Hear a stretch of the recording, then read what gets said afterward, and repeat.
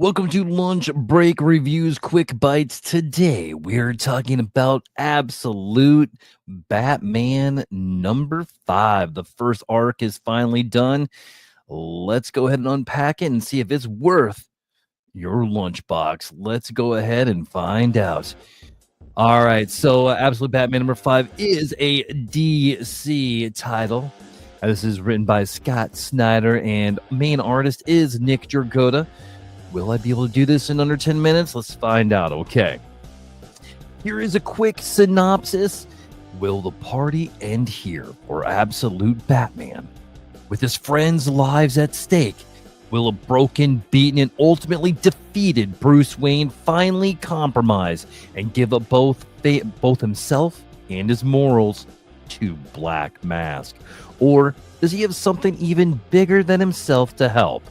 And what does this have to do with Mayor James Gordon and his relationship with a young Bruce Wayne?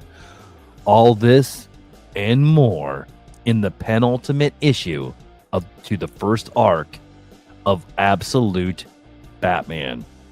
Okay, so Comic Book Roundup has a critic rating on this of 9.3 with a user rating of 9.7. My written review on this is I gave it a 9.5 out of 10. Every issue of this book has been Batman AF. This Batman is on a mission, and it's good to see. It's violent and story driven. I prefer the art of Dragotta over issue 4. No spoilers, because you need to go to your local comic store and purchase all 5 of the issues. I'm very much looking forward to seeing where this is going next. Got a user review. This is from Das Boy. He gave this a 9.0. You know, although Absolute Wonder Woman is the best and Absolute Superman is my favorite, Batman used to be my favorite hero. And most of that is because of Scott Snyder. I can easily say that Absolute Batman is the coolest of the bunch, and I love the world building and Nick Dragotta's arc. The series goes so effing hard, and I love it. Das Boy, you're not wrong. I agree with you. I have a critic review from Get Your Comic On. Neil Vay gave it a 10 out of 10. Absolute Batman number 5 is the most brutal chapter yet. Snyder and Dragotta put Bruce through the ringer as he goes up against Black Mask's army across the city. The scale of the challenge ahead of him is skillfully laid out by Snyder and beautifully rendered by Dragotta and Frank Martin. As penultimate chapters go, this is edge of your seat stuff. You're not wrong as well. I like where this series is going. Here is another critic review. And this one is from Comic Watch. Dustin Gerbel gave us a 9.5 out of 10. With Dragotta's return, those critics are battled to decide as stunning action and pathos are rendered through 2 distinct approaches to composition when bolstering by Martin's gripping and ethereal comics. Sorry, I lost my spot. Or read that sentence again. When bolstered by Martin's gripping and ethereal coloring choices, the artwork elevates the book into the upper tier of modern Batman stories. As the book moves into the finale of its debut arc, the question is not if Snyder will stick the landing, but what does the landing signal for the path forward? The Absolute Universe, which is still living in the shadows created by Darkseid. Okay.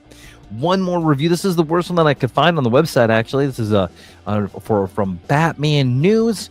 Jackson Lucan gave this an 8 out of 10. Scott Snyder and Nick Dragotta continue to deliver a spectacularly brutal Batman. That's a joy to watch. Black Mask serves as his terrifying mirror image, a symbol to the people of Gotham to give up on any semblance of order and simply reveal in its destruction instead. While the series' excess might not be for everyone, it gleefully embraces its extreme melodrama. Again, man, if you're not reading Absolute Batman, you really, really should. All the Absolute titles are great. I can't just wait to see when they add more. I know Flash is definitely gonna be following. Green Lantern, I'm pretty sure I'll be following. Matt Marshman, I'll probably at least get the first couple. I could only follow so many books a month, so we're gonna see. We're gonna have to give a little bit. So let's time to go ahead and talk about the lunch break point system. All right, and this is just my unique rating categories with up to 5 points per category. So we're going to start with the main course, and we'll figure out where it lands. The main course is just how satisfying is the comic overall. This is the heart of the meal. Issue 5 was great. It was just 100% pure action. It kind of knew where it was going to go because this is Batman. You have to give Batman his win. I'm glad that it wasn't the Joker that he fought first. I'm glad it was somebody like Black Mask. He's got to get up there. And they introduced the Joker in I think issue 2, but maybe it was one or two, but that was it. We just saw one little glimpse of him. So a 3, 1 would be not satisfying at all. Well, you know that's not it. A 3 would be decent. We know it's better than decent. So here we go. We got a 4 or 5.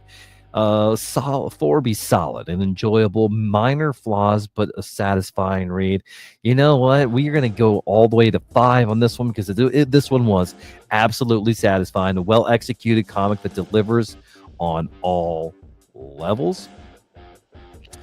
All right, side dish. The supporting elements, the art, the letters, the colors, the flavor of it.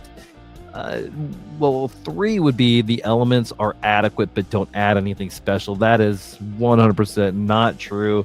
We do get Alfred. This is main story. I mean, this is the penultimate, so I mean, this is going to be a lot of Batman, so there wasn't a ton of everything else, but we did see a lot. We did see some. 4 would be strong supporting elements that complement the story well with minor issues. 5 would be perfectly enhances the story. The art, lettering, and colors all contribute to overall impact. Man, I'm going to give this I would say like a 4.5. So I'm just going to 4.4, 4.5. So I'm just going to round this down to a 4 on this one. This is not a perfect comic by any means. And it speaks to me because I am a Batman fan. So my bias is showing a little bit here.